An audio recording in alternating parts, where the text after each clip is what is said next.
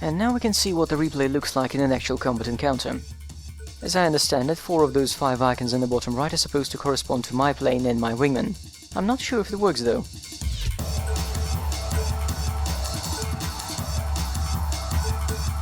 The texture seems nice for a PS2.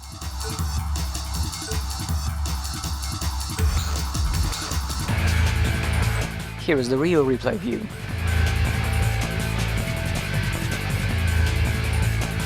And Grace turns to show her bum to 2 tomcats, who seem to ignore her.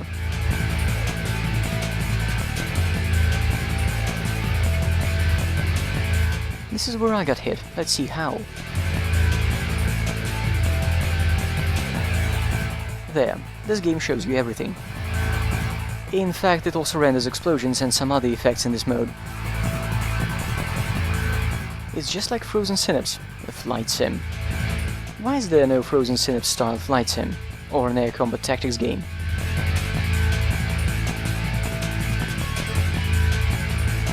During the mission you might have noticed the Statue of Liberty wet and salty from the waist down, as well as half-sunken skyscrapers everywhere.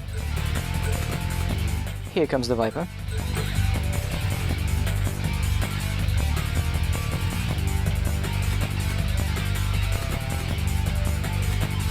Anyway, the backstory of the game is that the global warming has happened and a lot of coastal areas have sunk, which led to struggle and wars and stuff. Also, it seems that this is not the first game in the series. Just like Ace Combat, it started on the first PlayStation, although under a different name.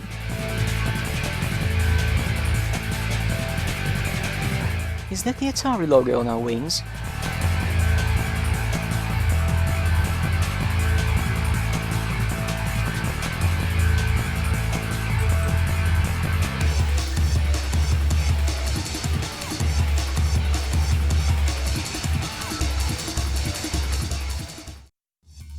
No, stop, we've seen enough. Rank E, Best. Thanks, game. I believe you unlock some planes by S-ranking missions on hard difficulty. A mission at NASCAR? Let's take it. Are we hunting Greenpeace? What? Your actions have prevented enemy salvage plans, and analysis of the retrieved disk has revealed existence of Worf's M plan and the position of satellite network relay facilities. Hitting the relay facilities will surely cause great damage to enemy communications systems. This is TMSW's new mission. Don't you love the voice acting? Fly to the Nazca Plateau and completely destroy existing network relay facilities. Anti-aircraft vehicles will be present, and surface attack strategy will be vital. Is that the way you spell NASCAR? 7 targets, that's all I need to know. I off-screen the loadout. Take off! Entering target area. Break. The Greenpeace won't know what hit them.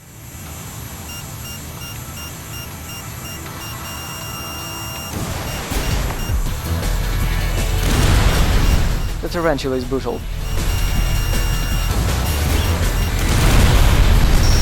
Right, so this goes on for a while. You might be thinking, this game doesn't look too bad. Why aren't Lethal Skies 1 and 2 better known, more popular? Well, there is a fundamental design problem I've read about in the facts and in the manual for Lethal Skies 2.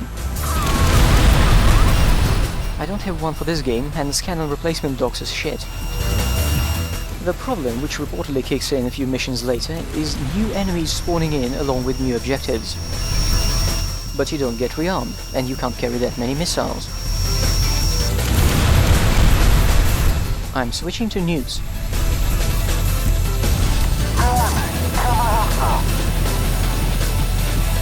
Anyway, the result of this mission design technique is that the player has to retry missions when they realize they don't have the ordnance for the second wave. And then they have to beat the first bunch of enemies using just the gun.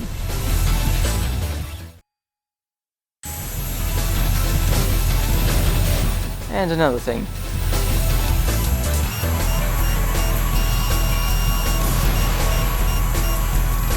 We're about a minute and a half into the mission, my engine is locked at 80% and I'm down to 80% of my fuel.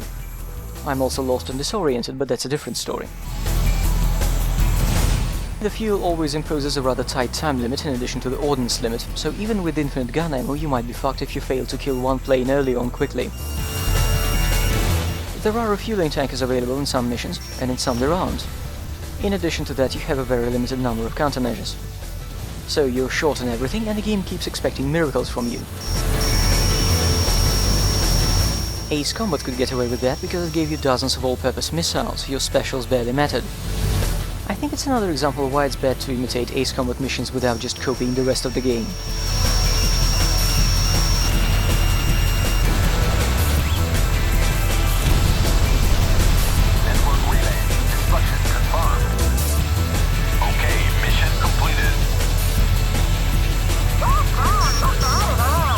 Unlike aimStrike, Lethal Skies can spell operator.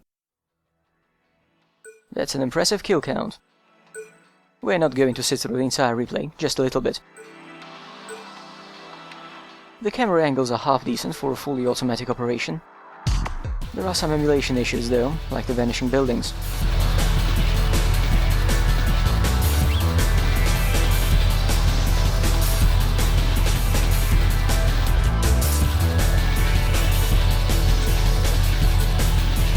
Hey, the enemies use guns in dogfights. I should remember that when I play it properly.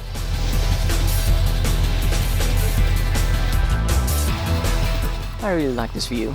It reminds me of some indie prototype where you flew abstract planes in an arena and tried to knock the control block off the enemy plane to make it crash. It was Ramjets by Cryptic Sea, kinda hard to find now.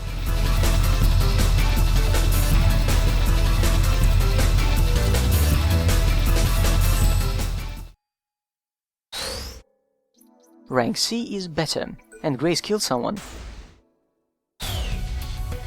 What else is there to see? This game has a replay theater with 3 tracks provided by the developers. An S rank. Let's take a peek. Can I opt out of the cockpit view? This guy brings rocket pods to a dogfight. By the way, Russian planes are also flyable in this series.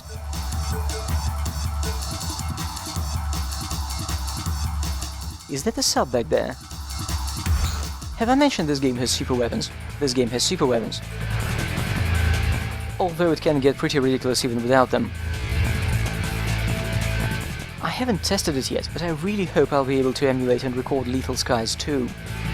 It starts you off with a flyable fulcrum, and it has absolutely fantastic menu design.